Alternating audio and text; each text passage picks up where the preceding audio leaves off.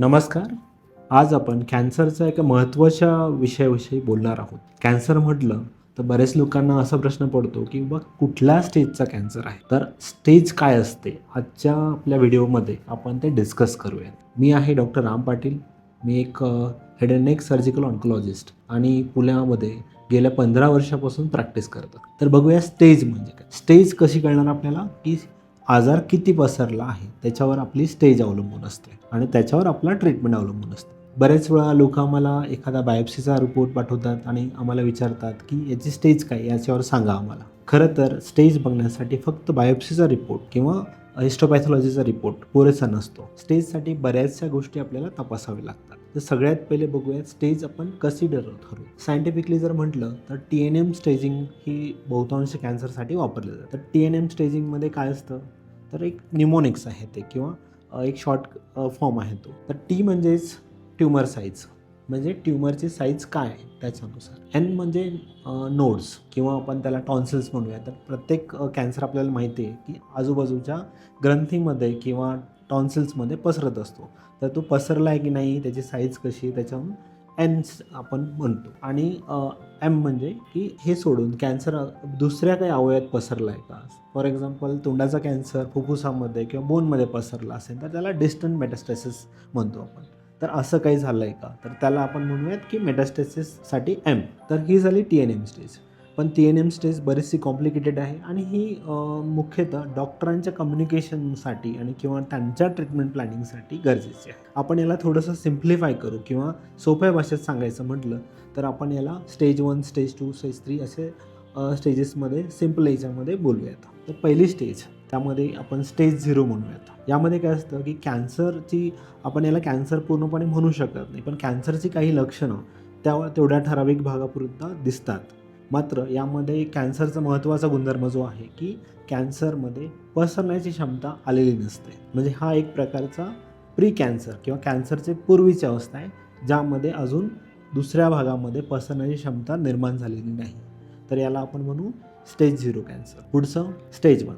Stage 1 म्हणजे काय की नुकताच एका अवयवात हलकच सुरुवात झालेली आहे आणि त्याच्यामध्ये पसरण्याची क्षमता सुद्धा आलेली आहे. तर याला आपण स्टेज 1 म्हणूया. उदाहरणार्थ ओरल कॅन्सरच्या बाबतीत जर आपण घेतलं तर 2 सेंटीमीटरपेक्षा स्मॉल ट्यूमर असेल, स्मॉल साईज असेल तर त्याला आपण स्टेज 1 म्हणूया. आता पुढे जाऊन स्टेज 2. स्टेज 2 म्हणजे काय की याच्यामध्ये आजाराची साईज किंवा गाठीची साईज थोडीशी वाढली आहे स्टेज 1पेक्षा. मात्र तो अजून दुसऱ्या अवयवामध्ये किंवा दुसऱ्या नोड्समध्ये अजून पसरलेला नाही. तर याला आपण लोकली ॲडव्हान्स असं म्हणू शकतो. याला स्टेज 2 म्हणतो. स्टेज 1 आणि स्टेज 2 हे जे प्रकार आहेत हे जनरली अर्ली स्टेजेस मानले जातात. यामध्ये जर आपण आजार जर पकडला गेला तर ट्रीटमेंटही तुलनेने सोपी आणि जास्त.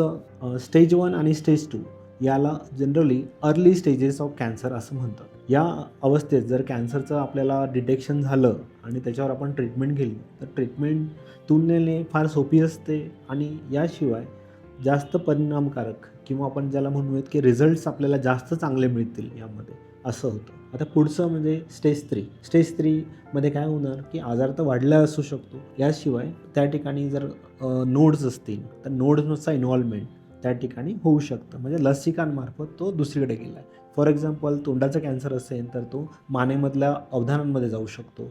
ब्रेस्ट कॅन्सर असेल तर तो काखेमधल्या अवधानांमध्ये किंवा नोड्समध्ये गेलेला असतो. तर अशाला आपण म्हणतो की स्टेज 3. आणि स्टेज 4, साध्या भाषेत जर म्हटलं तर स्टेज 4 म्हणजे काय की आजार आपला तो भाग सोडून आणि लिम्फ नोड सोडून शरीराच्या इतरत्र पसरलेला आहे किंवा दूरवरच्या भागात पसरलेला आहे.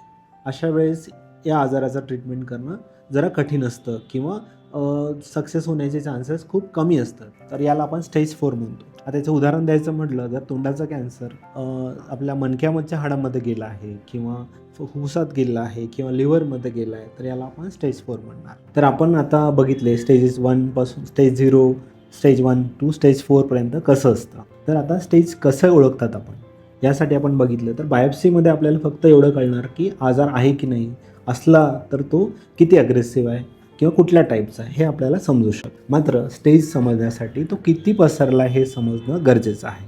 तर त्यासाठी आपल्याला बऱ्याच वेळा वेगवेगळे स्कॅन लागतात. उदाहरणार्थ CT स्कॅन किंवा पेट स्कॅन. ते झाल्यानंतर आपण आजाराची स्टेज सांगू शकतो. अर्थातच यासाठी बायोप्सीचा पुरावा असणं खूप गरजेचं आहे. कारण सगळ्यात पहिले आपल्याला माहिती पाहिजे की आजार आहे की नाही, आणि नंतर मग आपण स्टेजिंग करतो.